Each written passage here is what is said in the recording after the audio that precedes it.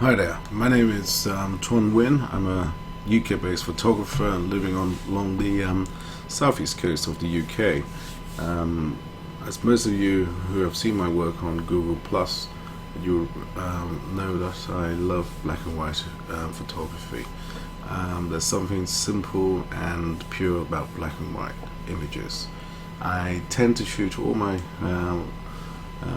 photographs in color and in raw format, so that it gives me the opportunity to bring it into Lightroom 5, and with the aid of Silverefex Pro I can convert it to black and white with full control over how the final image appears. One of my passion is for street photography, and I was lucky enough to go on a photo walk along with Gordon Lang from Camera Labs last Saturday. We started off from the Tate Modern and walked along the South Bank towards Borough Market. I've never been to Borough Market before, and it was certainly an eye-opener.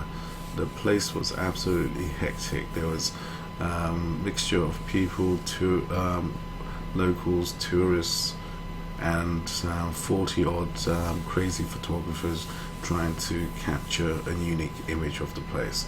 It was an excellent experience, and I managed to get some decent photos, and we are going to share the processing of 3 of them today.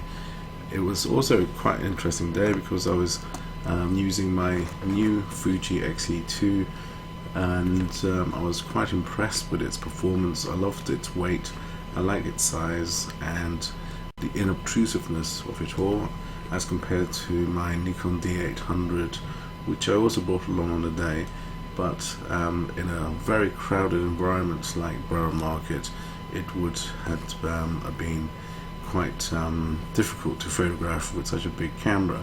Whilst with the Fuji X-E2, after a while people soon forgot that you were there, and you suddenly became quite invisible. So let's get on with it. Here's 3 images that I took on the day. The first one is of this man trying to push this trolley and take his produce to market through the crowd of tourists and locals who are paying him absolutely no attention and not getting out of his way. The second image we're going to process is of 2 guys who were standing underneath a railway arch, again at Borough Market, and just like myself, they were hiding and sheltering from the drizzly rain that was occurring at the time. And the last image is again of that railway arch, but from the completely opposite direction. Here we have a chap that was trying to take away his delivery trolley along the street, and you have people milling around this area, moving from one part of Borough Market to the other. At this moment in time, I was standing there chit-chatting with a friend of mine and eating a salt beef sandwich, and I only had a second or so to bring up the camera and take a shot of this guy. So there's some issues with this image which will hopefully demonstrate and how to resolve it in both Lightroom 5 and Silverefex Pro 2. So let's kick things off with this chap. This is a raw image. I only shoot in raw as I prefer the versatility and full control I have over how the final image appears. If you shoot in JPEG, you can do some post-processing, but you're mostly hampered as the JPEG file is already compressed and is already being compromised by the software that's in your camera. So shooting raw, if you can, it can be a large file, but I feel it's worth it in the end. So what I do with every single image is go all the way down and enable profile corrections and remove chromatic aberration. Unfortunately, in this image you can see there's very little change, if any, and that's probably because Adobe has not updated their profile for the Fuji X-E2, as it's quite new on the market. After doing that, we go back to the top, and with every single image I bring down the highlights and bring up shadows. Okay, the image still looking flat, and pressing and holding down the Alt key so that I can have a mask, I bring up the whites until you start to see color appear on the mask, and then we bring it back a little bit. Okay, and then we do the same with the blacks. And as you know, I love very high contrast and high structured images, so I tend to push my black and white points as far away as possible to obtain that contrast. And even in this image, it's still not enough for my liking, so we'll add a little bit extra contrast to it. And as you can see, the image is starting to come out, become more three-dimensional instead of flat, and we'll push up the clarity a bit as well. That's it.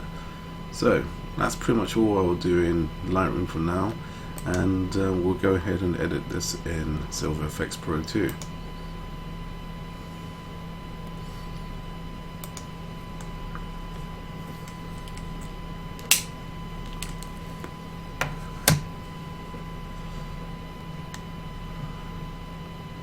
As it's a relatively large file, it takes a little while to load up in Silverefex Pro 2. So once we're in Silverefex, we have on the left hand side some very useful presets which I normally use as a starting point for all my post-processing. And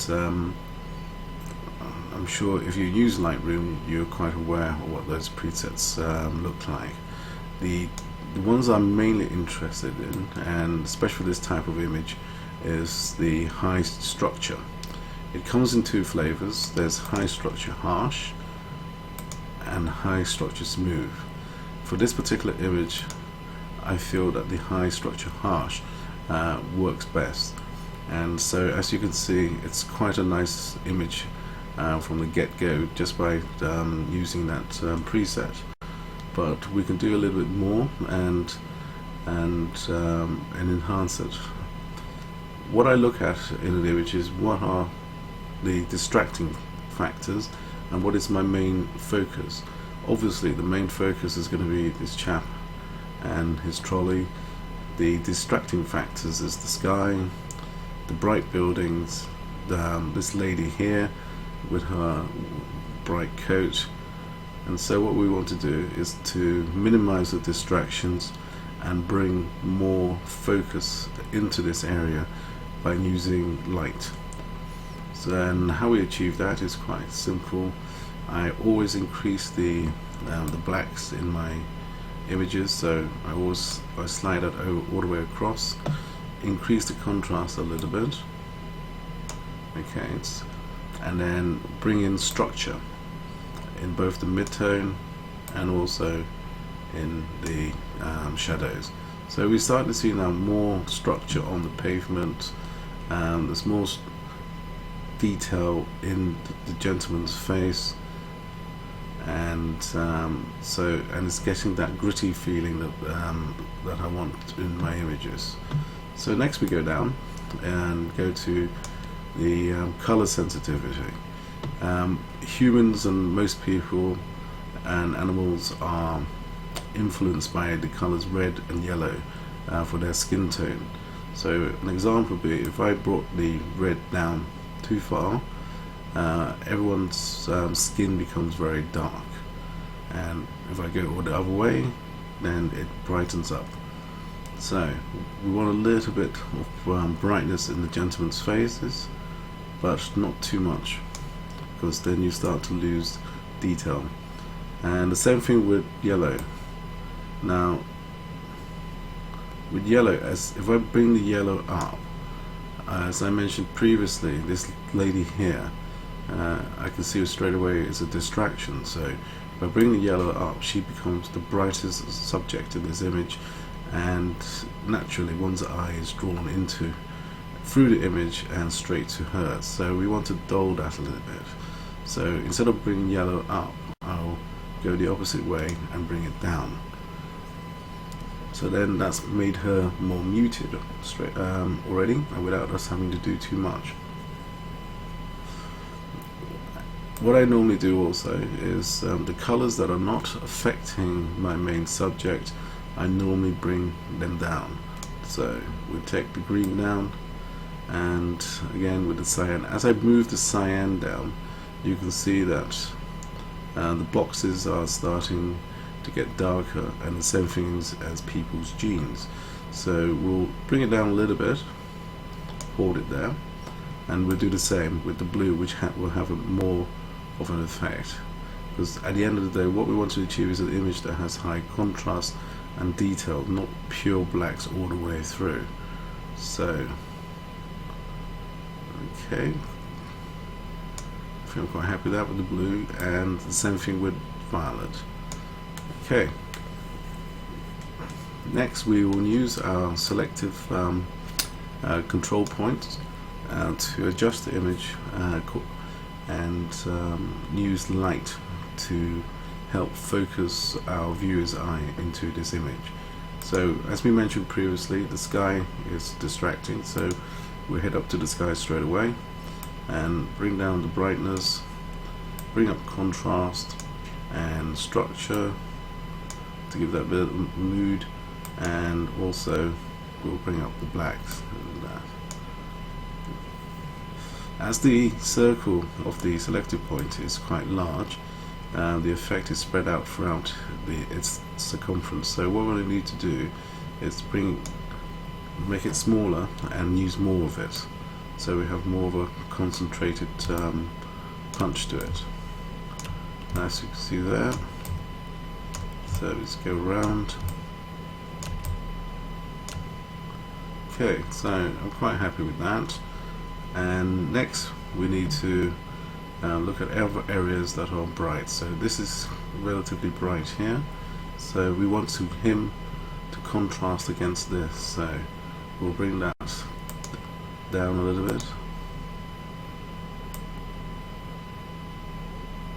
and contrast and structure as well, and as well as amplify blacks.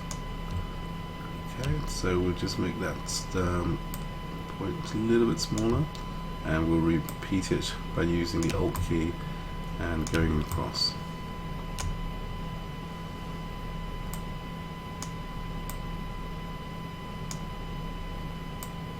Okay. Okay. Now that's a little bit better for me now. And now we need to bring out this guy here and his trolley. So we'll put a control point on his face and make that so that it fits his face, and so this circle of influence is just there.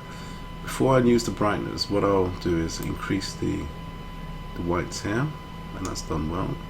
And the same thing with black, contrast and structure. Then we'll bring up a little bit more of the brightness. Okay, and we'll use that using the Alt key and copy that for the rest of his body, and also for the cart as well. Now, okay, make that a little bit bigger.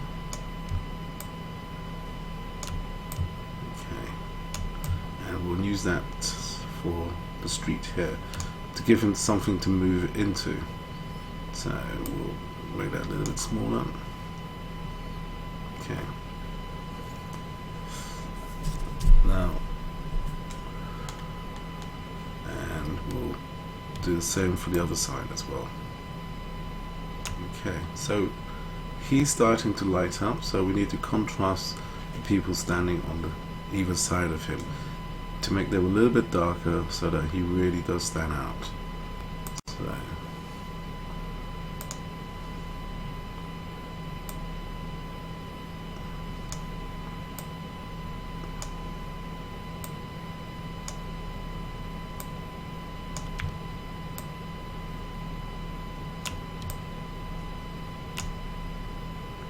and we use the same for the other side.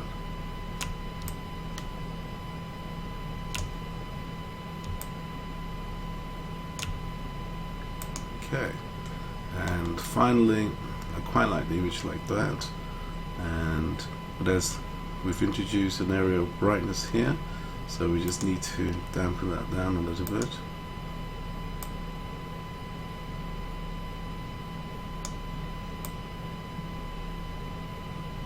Okay, that's fine. And before we go into Lightroom, what I like to do is just bring up the brightness slightly. That's it. And the contrast a little bit more. Okay, so I think that works quite well, but I think we need to dampen this area down here a little bit as well.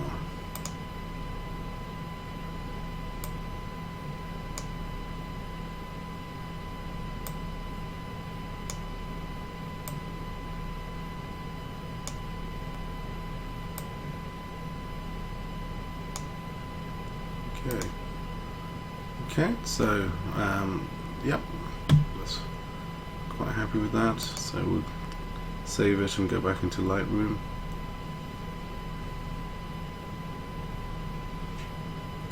So as you can see,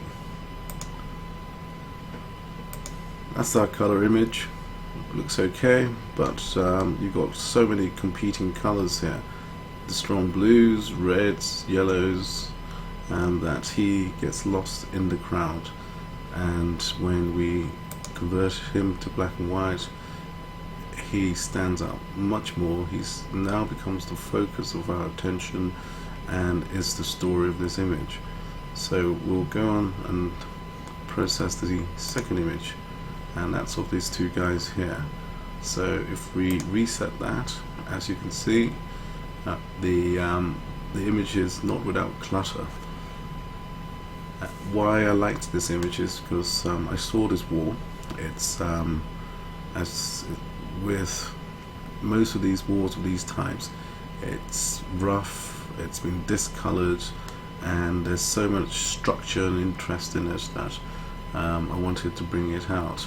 And I was quite fortunate that these two guys were standing there having a quiet cigarette, and because I was so close to them, I had to go up to them and ask them if I could take their photograph, and which they kindly agreed to. So we've taken the photograph, and now we need to make them stand out a little bit more. So do what I normally do, and as you can see, this image is tilted a little bit, and Lightroom 5 has got wonderful new features such as automatic vertical adjustment, and voila.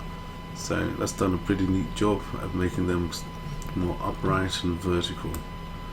And if you go back up to the top, I still don't like this area here, so what I'll do is we'll crop that area a little bit, and so bring that in and bring this down a little bit. Okay, yep, okay, so that's fine. And we do what we normally do, highlights down, bring up the shadows, press Alt, hold, and take the white slider across. We didn't need to do too much there, and bring this slider for the blacks all the way to the left. And I think that's pretty good there. Add some clarity because we want to bring out some of that wonderful structure in the wall. That's doing that there now, and also a little bit more contrast to make them stand out from the wall. So that looks pretty good to me, and so we'll go straight into Silverefex Pro 2.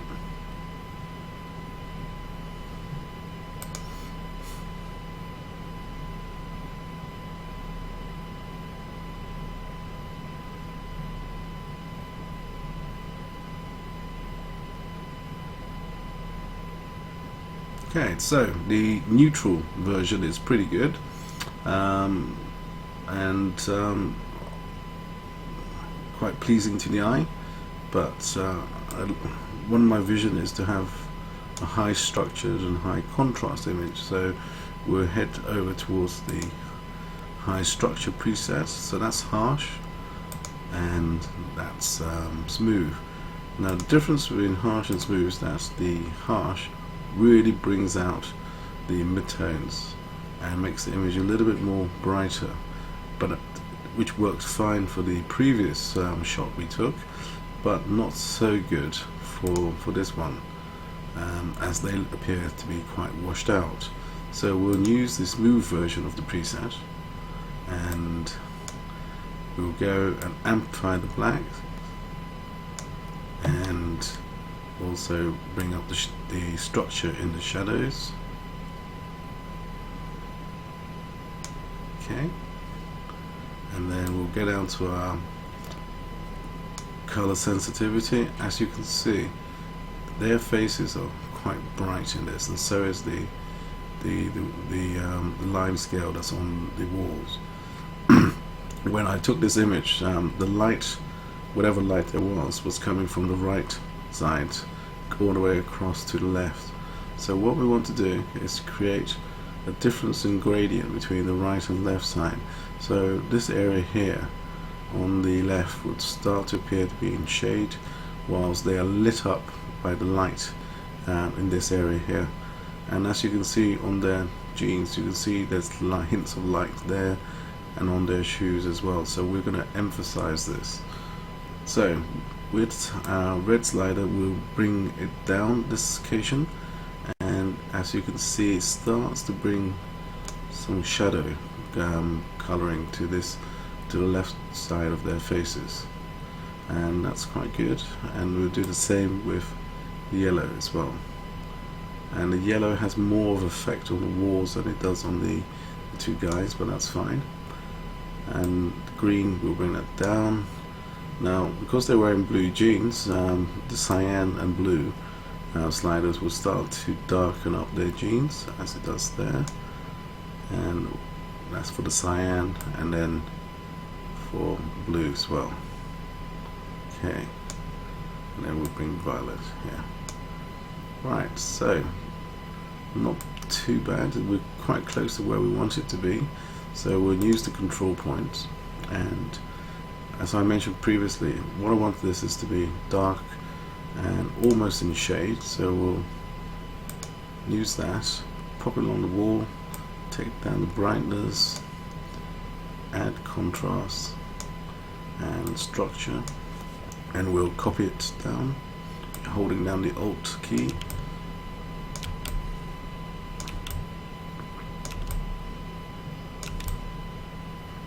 Okay, so that's enough there, and maybe a little bit on top here as well.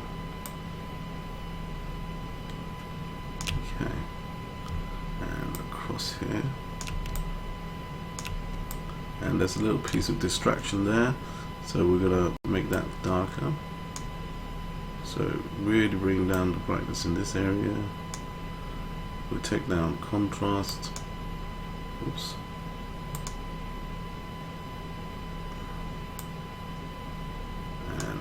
And we'll take down whites, and we'll put up black.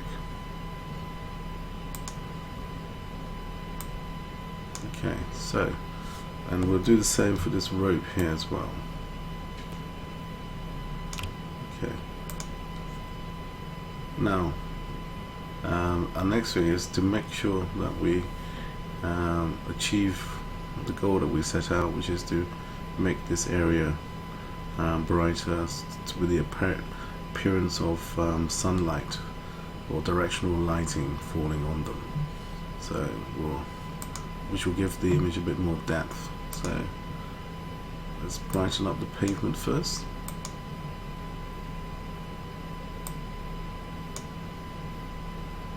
And we'll start off with amplify whites, yeah, and also some black, and a bit of brightness, and contrast, and structure. So maybe a little bit too much brightness, so let's bring that down a little bit. There we go. And then we'll do the same here.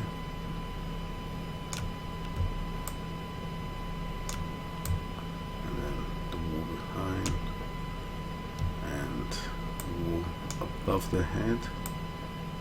Oops.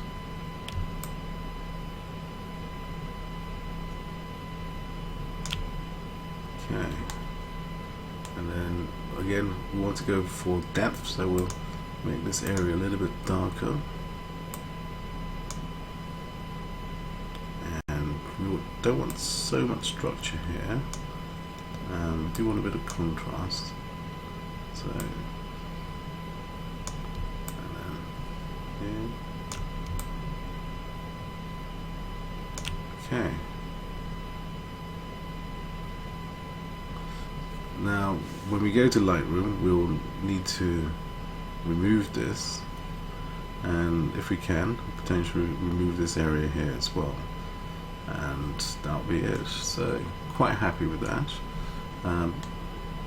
Maybe just bring down the brightness a little bit, and it's achieved what I wanted it to achieve, which is a high contrast, plenty of structure to it. We've got a sense of light coming from the right as well. So let's save this to Lightroom and see if we can remove some of those distractions. So we click on the healing brush, paint over this area here, and that's fine. And then we'll paint over this area here as well. Okay. Yeah, I'm quite okay with that. And probably this spot here on the top of his head. And there we go. Okay, so that didn't take too long to achieve in processing. And so we go to our final image. Now, if I press reset at this image, you can see that when the image came out of camera, it was quite underexposed for the shadows. The difficulty here is that we've got this bright area here. If I expose for the shadows, it would have blown out this area and we will have no detail at all. And the great thing about the new Fuji X-E2 is that it's got this great shadow detail that you can bring out in post-processing. So I wasn't too concerned about it. So let's go and process this image. So we'll enable corrections and chromatic aberration. Makes no difference at this moment in time, but in the future it will, I hope. We'll bring down highlights and bring up the shadows 100%. Same thing with the whites. Holding down the Alt key would slide the white across. Okay, a little bit too much. And the same thing with the black. Okay, and we'll add a little bit more contrast, and also some clarity there as well. Okay. Now obviously this is going to bring some noise to the image. The image was shot at ISO 1000 already, so we'll get rid of the noise with color noise, and also we'll bring up the luminance noise reduction to 20 and detail to about 80. Okay, so that should do fine. So let's take this over into Silverefex Pro 2.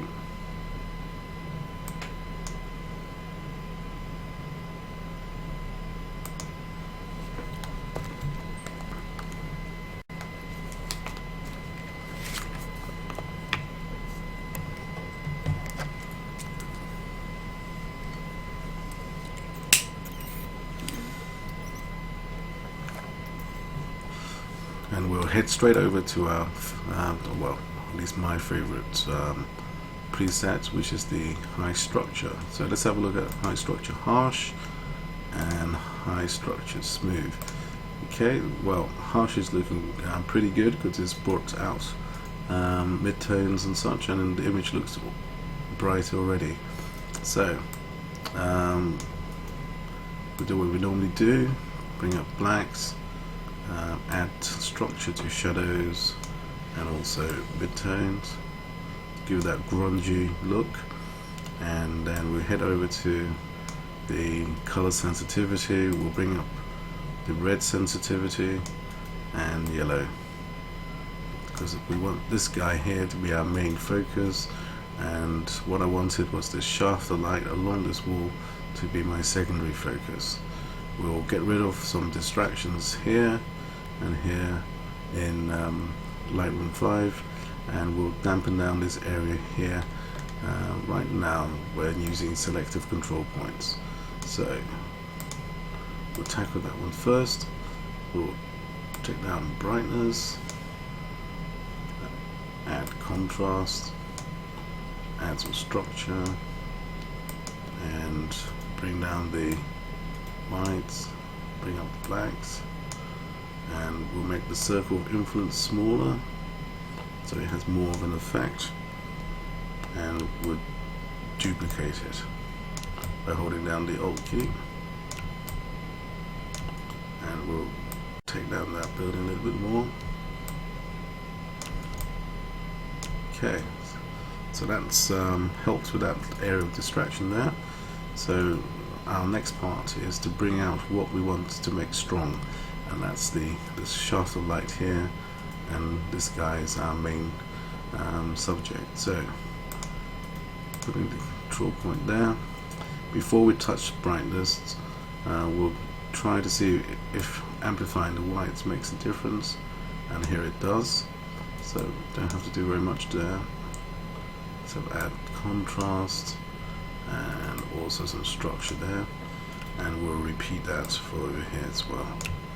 Okay, make that circle a little bit smaller.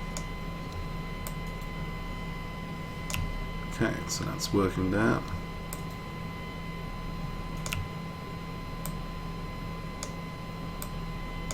Okay, so our next job is to try to bring out this guy here so that he's contrasted against the dark background. So put a control point on him, and we just bring up whites and some more structure and contrast, and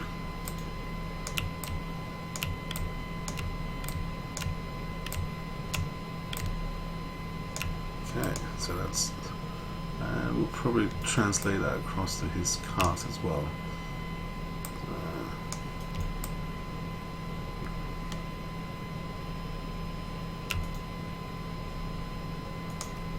Okay.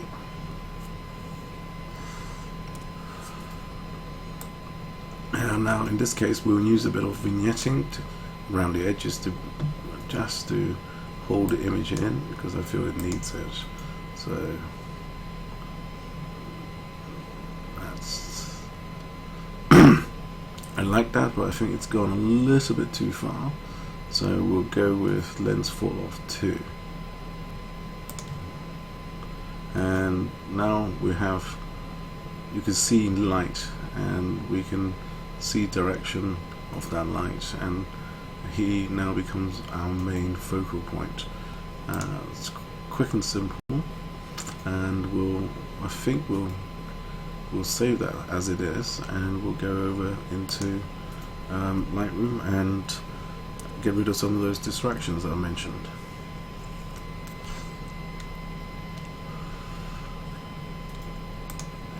Okay, so using the brush that area there. Yep, that's worked out quite nicely, and we'll take care of this spot here. And